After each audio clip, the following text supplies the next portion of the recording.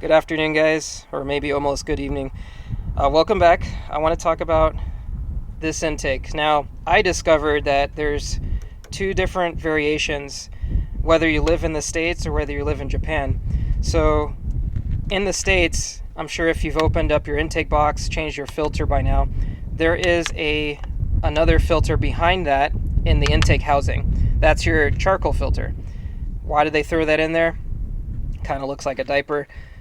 It's a little restrictive, yes, but the reason is when you turn off your car after driving it, the evaporated gases that come out of your intake throttle body actually seep out of your box. Now, we're getting really strict with emissions in the States, so they want to prevent that. Over in Japan, they don't care about that apparently, and they do not have this charcoal filter. So for some of you that have looked into it, there's actually a difference between the two different intake boxes. When you take off the charcoal filter, you can gain at least 10 horsepower, and that's at the crank, at least. Now, that all varies on the dyno that you're using and whatnot, but that probably equates to somewhere between 3 to 5 wheel horsepower. Now, that's not a bad gain for this, and essentially it's free.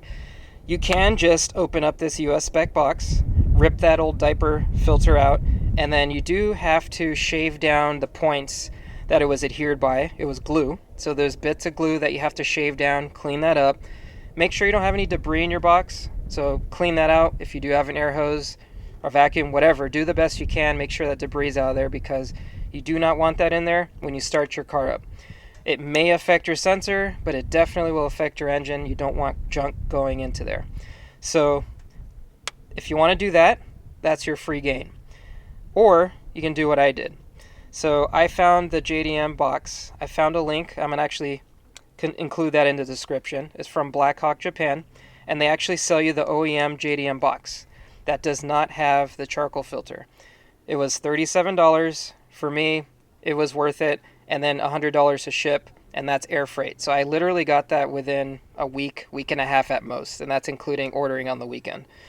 That was pretty quick. So the reason I went for that is because, one, I am planning to run 8.6 cup time attack, and you do have to keep things stock, so I'm not going to go with an aftermarket filter, but also in case they do open it up and they look at it, at least I have the stock OEM US spec. Now, in my opinion, I could rip this out and I'd be perfectly fine, but then if I have to go and buy another one, I don't want to buy another US spec. I feel like that's a downgrade. If I had to spend the money, I'd rather buy one without the filter, so that's why I went with the JDM filter. The other reason is, this is actually a true cold air intake. What do I mean by that? It's a true cold air intake because behind the bumper, there's actually a snorkel that sits right there, and then the front grille breathes in all this cool air. So when that air comes in through the bumper, that snorkel picks up on that cold air, and it pulls it in through here, and that's your cold air intake. And that's traditionally what that does. The other thing is, this is plastic. I would say a good amount of aftermarket intakes out there do have metal components. So the metal piping itself, nothing wrong with that, but if you are in traffic, it heat soaks. Or if you're beating on it on the track, it heat soaks. So the plastic is actually a better option to go, or even maybe some other material that isn't metal. Now, that is the other reason for it. Now, yes, you can go aftermarket. There are plenty of ways to get peak horsepower from an aftermarket setup, but again, for my intents and purposes, I wanted to keep it stock. So that's my reasoning for this. And also, it's very discreet. In case I do get pulled over for whatever reason, it'll still look stock. I'm going to do some comparisons of before and after for sound. So I'm going to do some free revving. I'm going to do some pass by outside the car and then in the car with pulls, so that you can actually see what it's like under load, not on load, and different comparisons. So without further ado, so really all you need to do is just unhinge these two clips here. Unscrew these two. It's two Phillips, and then the third loosens up from the pipe. So then once you get the pipe loosened, you just straight swap your MAF over, and then these little clips right over here. Oops.